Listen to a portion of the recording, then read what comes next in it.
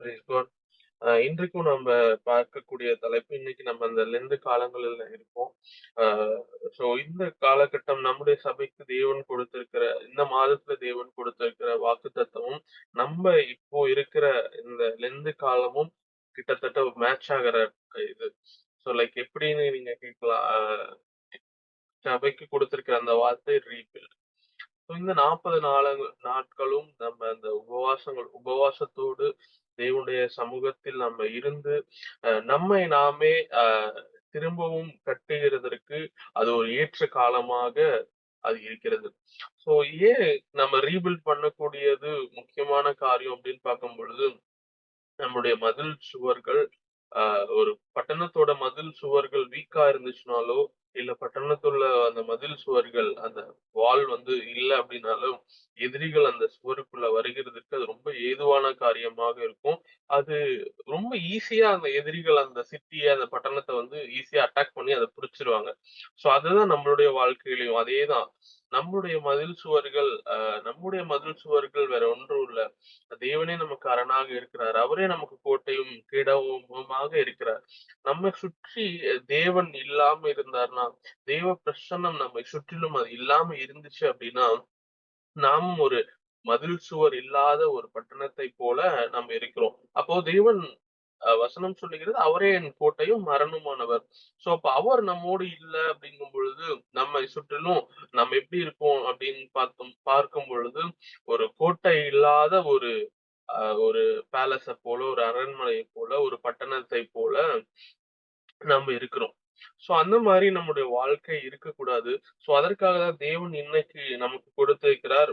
இன்றைக்கு நம்ம பார்க்கக்கூடிய தலைப்பு returning to to the source. So ஆதாரத்திற்கு அ நாம திரும்ப வேண்டும். எது நமக்கு ஆதாரமாக இருக்கிறது? எது நம்மளுடைய வாழ்க்கையில சோர்ஸாக இருக்கிறதுன்னு பார்க்கும் பொழுது, தேவனுடைய வார்த்தையும் நமக்கு நமக்கு ஆதாரமாக இருக்கிறது. அதுதான் நமக்கு ஒரு சோர்ஸ். நம்முடைய தேவையான எல்லாம் அதுல இருக்கிறது. தேவனுடைய வார்த்தையில இருக்கிறது. சோ அதை குறித்ததான காரியங்களை தான் நம்ம இன்னைக்கு பார்க்க போகிறோம். சோ அதனுடைய வசனத்தை நாம் முதலாவது வாசித்து, பின்பதாக நம்ம கடந்த வார்த்தைகளுக்குள்ளாக நம்ம கடந்து சொல்லுவோம். ஏசாயா எழுதின புஸ்தகம் 55 வசனம் 6லிருந்து 9 முடிய. Isaiah chapter 55 verse 6 to 9. கர்த்தரை கண்டடையத்தக்க சமயத்தில் அவரை தேடுங்கள். சோ அந்த வசனம் என்ன இப்படியாக சொல்லுகிறது: கர்த்தரை கண்டடையத்தக்க சமயத்தில் அவரை தேடுங்கள். அவர் சமீபமாய் இருக்கையில் அவரை நோக்கி கூப்பிடுங்கள். துன்மார்க்கன் தன் வழிகளையும், அக்கிரமக்காரன் தன் நினைவுகளையும் விட்டு கர்த்தரிடத்தில் திரும்ப கடவன். அவர் அவன் மேல் மனதுருகுவார். நம்முடைய தேவனிடத்திற்கே திரும்ப கடவன். அவர் மன்னிக்கிறதற்கு தயை பெருக்கிறார்.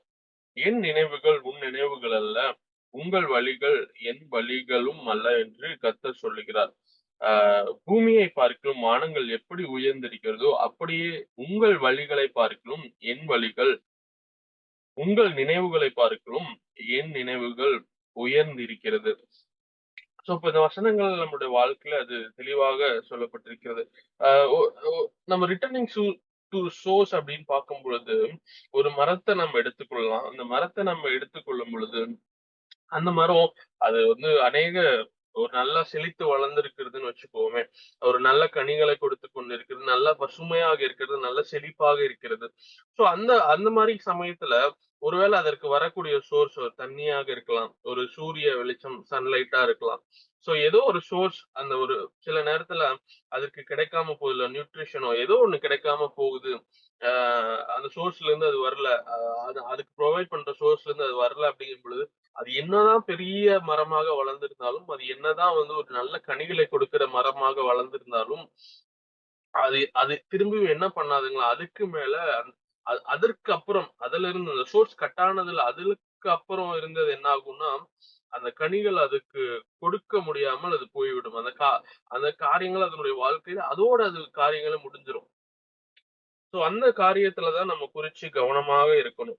சோ நம்மளுடைய வாழ்க்கையில நம்ம ஒருவேளை நம்ம வசனங்களில பெரியவர்களாக இருக்கலாம். வசனங்களை வாசிக்கிறது, தியானிக்கிறதுல, இல்ல தேவ வார்த்தைகளை கேட்கறதுல, வொர்ஷிப் பண்றதுல, என்ன காரியமாக இருக்கட்டும். நம்ம தேவன் நம்மள நல்லா உயர்த்தி வைத்திருக்கலாம். ஒருவேளை நம்மளுடைய வாழ்க்கையில அவர் உயர்த்தி வைத்திருக்கிறாருன்னு சொல்லி, நம்ம அந்த தாட்லயே இருந்து நமக்கு சோர்ஸ் கட் ஆனது நம்ம தெரியாம நம்ம இருந்திருந்தோம் அப்படின்னம்னா, நம்மளுடைய வாழ்க்கையும் இந்த மரத்த போலதான் சில நேரங்கள்ல அது ஒரு கடினமான சூழ்நிலையில போய் முடிந்துவிடும். சோ அதுதான் தேவன் சொல்லுகிறார். சில நேரங்களில் நம்மளை நாமே சோதித்து பார்க்க வேண்டியது ஒரு முக்கியமான காரியமாக இருக்கு. இந்த நேரத்துல நாம் நம்மை சோதித்து பார்க்க வேண்டும். சோ இந்த முதலாவது வார்த்தை சொல்லு, கர்த்தரை கண்டடையத்தக்க சமயத்தில் அவரை தேடுங்கள். அவர் சமீபமா இருக்கையில் அவரை நோக்கி கூப்பிடுங்கள். சோ இது என்னன்னா, சில நேரத்துல நம்ம அனலைஸ் பண்ணி பார்க்கணும். சில நேரம் நம்ம கவனிக்காம விட்டுட்டோம். நம்ம கர்த்தருக்குள்ளதான் இருக்கணுமா? கர்த்தருடைய வார்த்தைக்குள்ளதான் இருக்கமா? அப்படின்னு நம்ம கவனிக்காம விட்டுட்டோம் அப்படின்னா, அது என்ன ஆகும் அப்படிங்கும் பொழுது என்ன ஆகும்னா, அ ரொம்ப தூரம் நம்ம போகிற மாதிரி இருக்கும். திருப்பியும் நம்ம கர்த்தருடைய சமூகத்துல திரும்பி வருகிறது, அது நமக்கு கடினமான காரியமாக அது நமக்கு மாறிவிடும். சோ சோ நம்மை நாமே நம்ம ஆராய்ந்து பார்க்கக்கூடிய காரியம் ரொம்ப மிகவும் முக்கியமான காரியமாக இருக்கிறது. நம்மை நாம் ஆராய்ந்து பார்த்துக் கொண்டே இருக்கணும். நம்ம இன்னமும் கர்த்தருடைய சமூகத்துல தான் இருக்கணுமா? கர்த்தருடைய வார்த்தையில தான் இருக்கணுமா? சோ அந்த மாரி விஷயங்களை நம்ம ஆராய்ந்து பார்த்துக் கொண்டே தான் இருக்கணும். சோ அப்ப ஆராய்ந்து பார்த்துக் கொண்டே இருக்கும் பொழுது, நம்ம சமீபத்துல எவ்வளவு சீக்கிரம் நம்ம கர்த்தரை விட்டு போறத நம்ம புரிஞ்சுக்கிறோமோ, அப்ப உடனே நம்ம திருப்பி கர்த்தர்கிட்ட சோர்ஸ் கிட்ட போய் நம்ம அதை பிடித்துக் கொள்வதற்கு அது நமக்கு ஏதுவாக இருக்கும். நான் அந்த மாதிரி தான் ஒரு நாள் பெங்களூர்ல கார்ல போய்க்கிட்டு இருந்தேன். புதுசு பெங்களூர் ரொம்ப டிராபிக். ஒரு ஃப்ளைஓவர மிஸ் பண்ணிட்டோம் அப்படின்னம்னா, திருப்பி ரொம்ப தூரம் சுத்தி தான் திருப்பி அந்த இடத்துக்கு போகணும். சோ அந்த மாரி ஒரு ஃப்ளைஓவர்ல ஏறுகிறதுக்கு ஒரு மேப் போட்டு அது என்ன சுத்த விட்டுருச்சு. அ சோ ஃப்ளைஓவர்ல மேல போறதுக்கு நான் கீழ போயிட்டேன். ஸோ கீழ போன உடனே சரி ஓகே திருப்பியும் ரிட்டர்ன் பண்ணுவோம். திரும்புவோம் அப்படின்னு சொல்லிட்டு பார்க்கும்போது, அடுத்த ஜங்ஷன்ல அது ரொம்ப ஒரு சின்ன குறுகலான ஜங்ஷனா இருந்துச்சு. எங்க போனா கார் வந்து ஸ்க்ராட்ச் ஆயிடும், இல்ல எங்கேயாவது சிக்கிக்கும் அப்படின்னு சொல்லிட்டு, சரி ஓகே அடுத்த அடுத்த யூ டர்ன் எங்கேயோ வரும். நம்ம திரும்புவோம்ன்னு சொல்லிட்டு, நான் அத ரொம்ப ஒரு ஈஸியான விஷயமா எடுத்துட்டு நான் கன்டின்யூ பண்ண ஆரம்பிச்சேன். ஸோ போறேன் ஜஸ்ட் நான் போக வேண்டிய என்னோட டெஸ்டினேஷனுக்கு அப்படியே ஆப்போசிட்டா நான் போயிட்டு இருக்கேன்.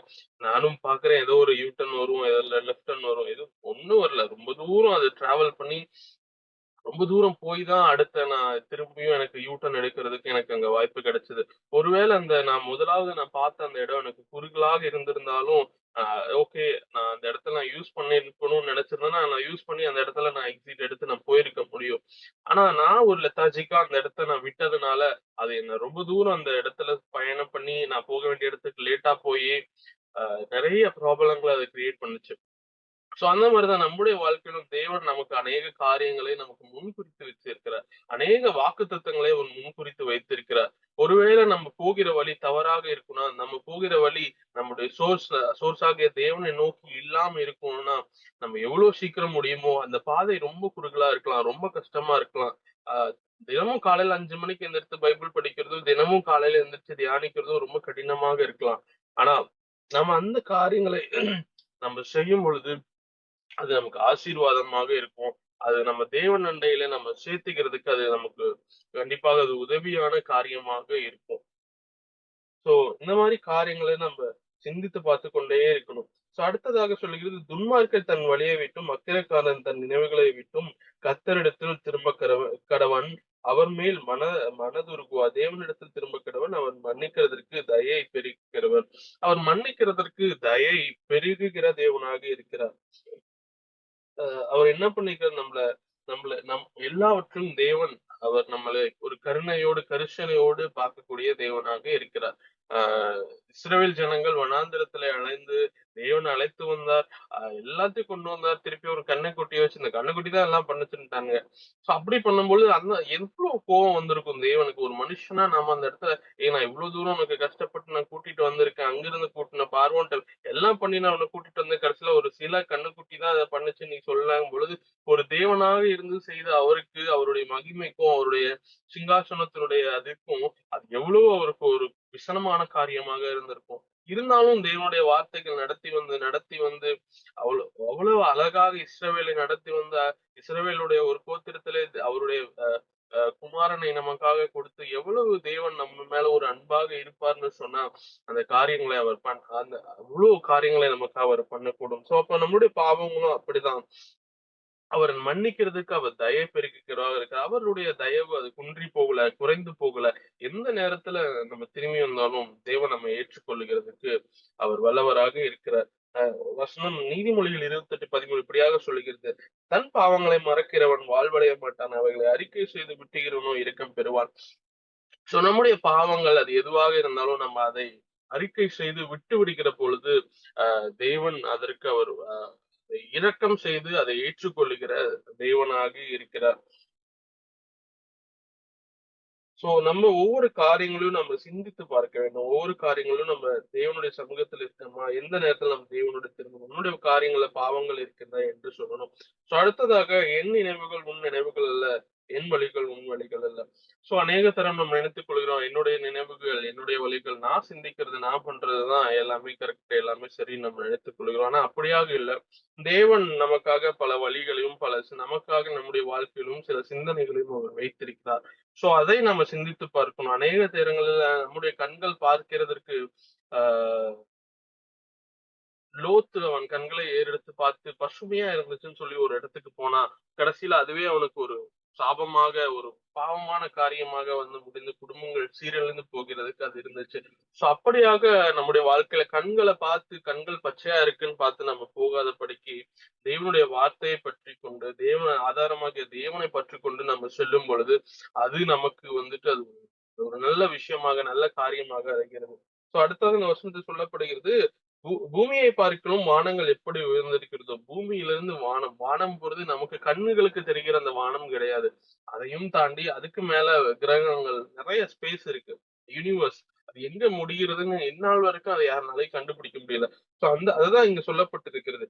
பூமியை பார்க்கிலும் வானங்கள் எப்படி உயர்ந்திருக்கிறதோ, எவ்வளவு உயரமா இருக்கிறதோ, உங்களுடைய வழியை பார்க்கிலும் என் வழிகளும், என்னுடைய நினைவுகளை பார்க்கிலும் உங்களுடைய நினைவுகளை பார்க்கலாம் என் நினைவுகளும் உயர்ந்திருக்கிறது. சோ அப்போ நம்மளுடைய வழிக்கும் நம்மளுடைய நினைவுக்கும் அவரோட வழிக்கும் அவருடைய நினைவுக்கும் எவ்வளவு உயரமா இருக்கு. சோ இந்த இடத்துல சொல்லும் பொழுது பாவங்களை சொல்லும் பொழுது மேற்குக்கும் கிழக்குக்கும் தூரமாக அது கணக்கிடப்படும். இங்க பார்க்கும் பொழுது ஏன் பூமிக்கும் வானத்துக்கும் உயரமாக கணக்கிடப்படுகிறது. சோ அப்படிங்கிறத கொஞ்சம் சிந்தித்து பார்க்கும் பொழுது உயரம் அப்படிங்கும் பொழுது அது ஒரு மேல போகக்கூடிய காரியமாக இருக்கிறது. ஆஹ் ஆஹ் தூரம் அப்படின்னு பார்க்கும் பொழுது அது சைட்ல நீளமான காரியமாக இருக்குது. உயரம் அப்படிங்கும் பொழுது அது உயரமான பொழுது மேன்மையான காரியம், மேலான காரியம், அது மேலான வழிகள், ஒரு ஒரு பிரஸ்டீஜான ஒரு ஒரு உயர்ந்த வழிகளை நமக்கு அவர் தேவன் வைத்திருக்கிறார்கிறதை குறிக்கும் விதமாக இந்த இடத்துல பூமிக்கும் வானத்துக்கும் உயரத்தை கணக்கெடுக்கிறது போல அவங்க இந்த வசனங்கள் அழகாக சொல்லுகிறது. சோ அப்ப நம்முடைய வாழ்க்கையில அவர்கள் நமக்காக தேவன் வைத்திருக்கிற வழி எப்படி இருக்குன்னா, நம்மளை தேவன் மேல வைத்து உயரத்துல வைத்து அவர் பார்க்கக்கூடிய தேவனை அழகு பார்க்கக்கூடிய தேவனாக இருக்கிறார். நம்முடைய சிந்தனைகள் ஒருவேளை நம்ம கண்களை பார்க்கிறது போல இந்த பச்சையா இருக்கு நம்ம போலாம் அப்படின்னு லோத்து போனது போல அப்போதைக்கு நல்லா இருக்குன்னு பாக்குற மாதிரி இருக்கும். ஆனா தேவன் நம்மள வைத்திருக்கிற நினைவு அது உயர்ந்ததாக இருக்கிறது. யோசேப்புடைய வாழ்க்கையில நம்ம எடுத்துக்கொள்ளும் பொழுது அவன் கண்கள் பார்த்து அவன் செய்திருந்தான் அப்படின்னா அவன் ஒன்றுமே இல்லாம போத்திபாரோட வீட்டுல அடிமையா தான் இருந்திருப்பான்ல, சிறைச்சாலையில இருந்திருப்பான்ல, குழியில இருந்திருப்பான். ஆனா அவன் பார்த்தது அவனுடைய கண்கள் பார்த்தது இல்ல, தேவன் பார்த்ததை அவன் பார்த்தான். தேவனுடைய வழிகளை அவன் பார்த்தான், தேவனுடைய நினைவுகளை அவன் பார்த்தான். சோ உங்களுடைய வாழ்க்கையில நீங்க யோசேப்பை போல தேவனுடைய நினைவுகளை நீங்கள் சிந்தித்துக் கொண்டிருக்கிறீர்களா? இல்ல லோத்துவ போல அவன் கண்ணால பார்த்து போன வழிகளை நீங்கள் பார்த்து கொண்டிருக்கிறீர்களா என்பதை நம்ம சிந்தித்து பார்க்க வேண்டியது மிகவும் அவசியமான காரியமாக இருக்கிறது. நம்ம அப்படியே கொஞ்ச நேரம் நம்ம கண்களை மூடுவோம். நம்ம தேவன்கிட்ட நம்ம நம்ம கேட்போம், அப்பா இந்த நேரத்துல தகப்பனே ஆஹ் என்ன காரியங்களை நீர் எங்களுக்காக வைத்திருக்கிறீங்க தகப்பனே. ஆண்டவரே என்ன வழிகளை நீர் எங்களுக்காக வைத்திருக்கிறீங்க தகப்பனே. உங்களுடைய கிருபையினால நீர் எங்களை ஆண்டவரே சொல்லுங்க தகப்பனே. ஆண்டவர் நீர் எங்களுக்கு கற்றுக் கொடுங்க தகப்பனே. கேட்போமா ஒரு விஷயம் இந்த காலை வேளையில. அந்த காலை வேளையில் நாங்கள் அர்ப்பணிக்கிறோம் தகப்பனே. ஆண்டவர் உங்களுடைய கிருபையினால ஒரு வார்த்தையை எங்களுக்கு கொடுத்து ஆண்டவரே, எங்களுடைய மதில்கள் ஆண்டவரே திரும்பவும் கட்டப்படுகிறதற்கு உம்முடைய வசனங்கள் ஆண்டவரே எங்களை அது கட்டட்டும் தகப்பனே. ஆண்டவரே, நாங்கள் அர்ப்பணிக்கிறோம் தகப்பனே. நீர் எங்களுடைய வாழ்க்கையிலே ஆண்டவரே உம்முடைய நினைவுகளும், உம்முடைய வழிகளும் ஆண்டவரே எங்களுடைய வாழ்க்கையில வைங்க. எங்கள் சிந்தனைகளோ, எங்களுடைய பார்வையோ ஆண்டவரே, ஆண்டவரே எங்களுடைய சுயமோ, ஆண்டவரே எங்களுடைய மாம்சமோ, ஆண்டவர் உம்முடைய சித்தத்திற்கு எதிராக இருக்கிறது தகப்பனே. அதன்படி இல்லாமல் உம்முடைய வழிகளையும், ஆண்டவர் உம்முடைய நினைவுகளையும் ஆண்டவர் எங்களுடைய வாழ்க்கையில நீங்கள் வைத்து வைங்க தகப்பனே. ஆண்டவர், நாங்கள் திரும்பவும் அப்பா உம்மிடம் நம்ம திரும்புகிறதற்கு ஆண்டவரே நாங்கள் தூரம் சென்று விடாதபடி தகப்பனே, நீர் எங்க கூட இருங்க தகப்பனே. ஆண்டவர், நீர் எங்களை பொறுப்பெடுத்து வழி நடத்துங்க தகப்பனே. எல்லா காரியங்களையும் நாங்கள் அர்ப்பணித்து ஜெபிக்கிறோம் தகப்பனே. ஆண்டவரே, உம்முடைய வழிகள் ஆண்டவரே எங்களுடைய வழிகள் இல்லைன்னு நீங்க சொல்லுகிறீங்க தகப்பனே.